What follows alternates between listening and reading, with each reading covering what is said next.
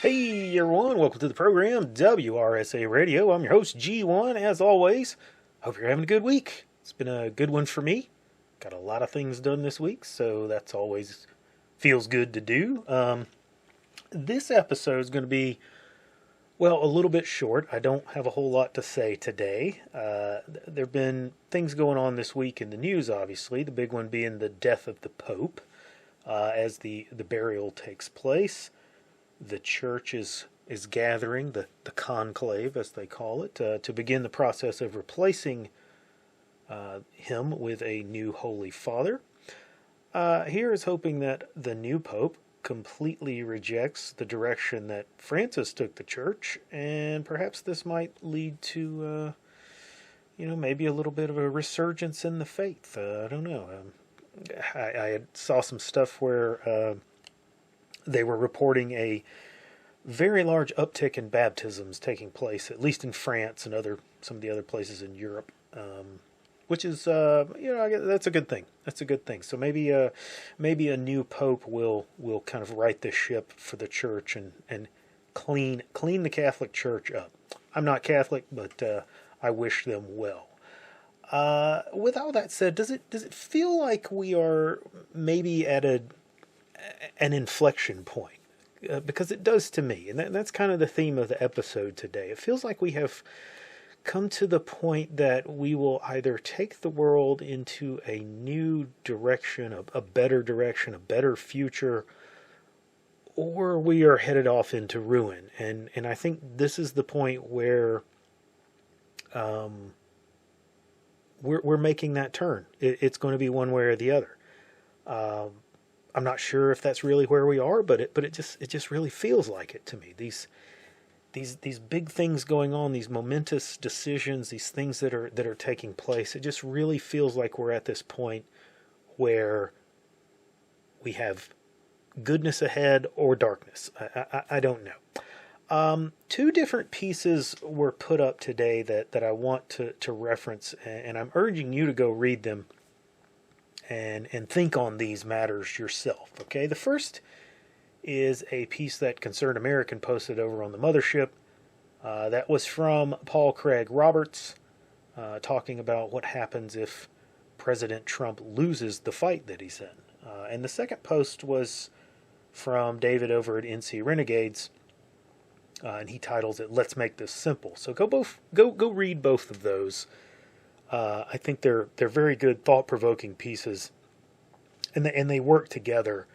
And it's heavy stuff. It's heavy stuff to think about. But the gist of it is that we have a limited amount of time with President Trump.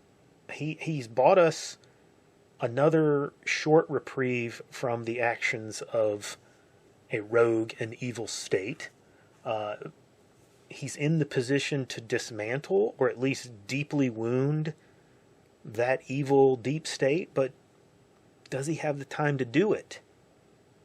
More importantly, does he have the support and the assistance to do it? Because if you have a very short time, if you've got the people behind you, then that's not as big of a factor. Many hands make small work. I hope that he does. I try as I can to spread the word along with many others, but we're limited in our reach. I don't have a huge audience. The mothership doesn't have a huge audience. We hope to touch people as we can and make those things go viral and propagate out, but we're not pulling in millions and millions of views. And my problem that I have is I fear that just too many people have simply given up. Either they've gone back to paying more attention to the distractions, the things that don't really matter, because they just believe that Trump is going to fix it all. That, hey, he's got it. He's got this. He doesn't need us. We're all good. We're saved. Trump's gonna make it all better. Or they've simply come to think that nothing's ever going to happen and nothing's ever going to get fixed and we're just doomed. And that may ultimately be true. I don't know. Maybe all this has been for nothing and the deep state is just simply too big and too powerful to fight. But I don't really believe that. Evil is never really that common, despite what we might think. Evil tricks people into thinking that it is powerful and ever present, that it reaches out to all these highest places and lowest places, and it's unstoppable. It's just pervasive. That's what it makes us think, and that's why it's evil.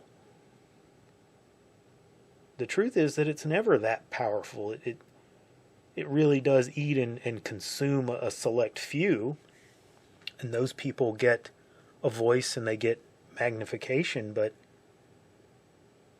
it is in everyone a little bit. But for the most part, we push evil down and we defeat it every day, a little bit every day. And that's how you stop it, a little bit at a time. Now, I want to see arrests and results as much as the next person. I think we're owed that. I think that's what we voted for. I think that's what Trump was put into power to do. We're coming up on Trump's first 100 days in office, and if I recall, I said that we should give him that much time to see what's going to take place. What's it going to be like, and what he can accomplish. And I think there's been some wins. There has been some things that have been accomplished. And there's also been a lot of obstacles that have come up that he's ran into. But I think along the way that people are exposing themselves for what they really are. All of the doubt is being taken away. The masks are coming off, whatever analogy you want to use. We know more about who people are today than we did 6 months ago. And I'm not making excuses for Trump here. I'm just pointing out, or trying to point out, some real flakes in the midst of the fool's gold.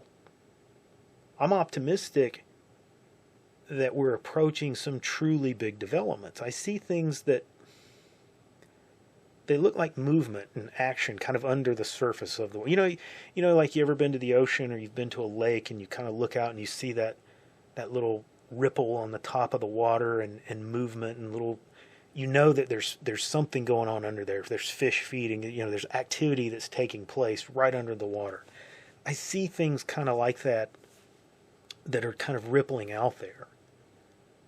I think there's something brewing with gold and the currency. That seems to be a theme that's kind of popping up and getting traction. And I think that's going to be a significant happening. I'm not sure what's going to happen there, but it really, really is starting to look like we may be moving back towards some type of gold-backed currency. I think we're going to see an arrangement or an agreement with Iran. Much to the consternation of Israel. They want us to go to war, and they're trying to drag us into war. I think what Trump is doing is trying to placate the Israelis and that wing or that lobby within his administration and the party in general, but also with the recognition that that's the worst thing that we could be doing. So I think he's going to talk directly to Iran. He's going to come up with an agreement. I think that's going to happen.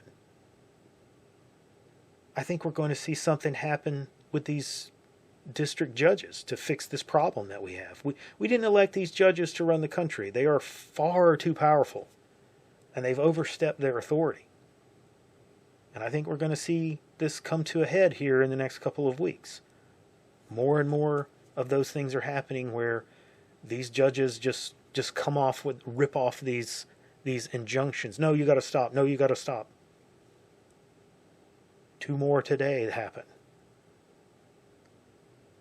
Something that is touched upon in the 2 articles that I spoke of, however, which is related to these judges, is how completely worthless our Congress is. What was the last major piece of legislation that Congress passed and sent to the president to sign? I mean, it's got to be well back into the Obama era. I don't think they've really done anything for more than 10 years. Occasionally they pass some bill, some little, small, tackles a little small problem, one issue, something like that. They've passed a handful of things, but for the most part, they've done nothing but whine and complain and grandstand and have meetings and hearings and investigations and it's just endless debate until they swear that they just don't have time to actually read the bills, and we can't pass a budget, so we just got to cram all of this into an omnibus spending bill on a Saturday night at midnight, and we don't really even know what's in the bill. That seems to be the cycle. It's just the sum total of what they've been doing for, like I said, almost a decade. And the presidents have been governing through executive action, executive orders, which are only as good as their administration, unless they're put into place by Joe Biden and Obama, in which case a judge somehow rules that, Trump suddenly doesn't have the authority to revoke those. One president can write them in, but another president can't write them out. It's just this strange limbo, this kind of outer limits of politics. But that can only go on for so long.